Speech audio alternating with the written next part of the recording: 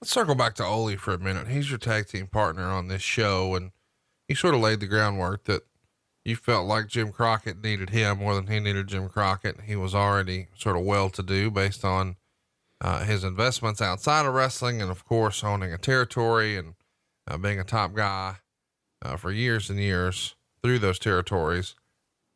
What did you learn from Ole? I mean, obviously you could probably write a book about that, you being a young guy and him being the older vet, but is there one thing that you still carry with you that is still applicable today that you learned from Ole that you could share with us?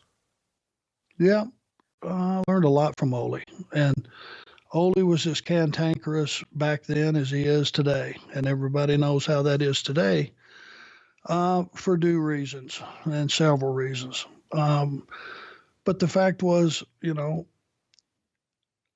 I respected Ole Anderson. I idolized Ole Anderson. Uh, you know, Bell to bell, being on that apron and watching what he brought to the match when he stepped through the ropes, it was entirely different than anybody else in the match. No matter what they thought about Ole had gained the respect of wrestling fans, and they knew he was a tough son of a bitch. There was no doubting that. And Ole just taught me, when you get in there, make a baby face earn what he gets with you.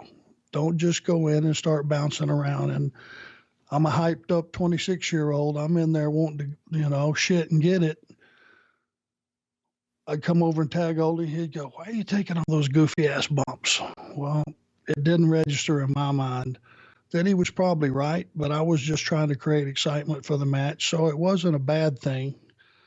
Just in his mind, if we wanted to get over, if I wanted to get over quicker, be a little more selfish. And he never said those words, "Hey, be selfish out there." He just said, "Hey, quit taking all those goofy bumps."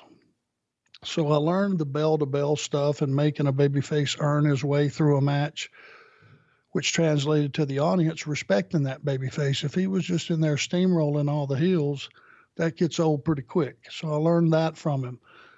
There was an old cliche that the old timers used to always say to the young guys: "Save your money.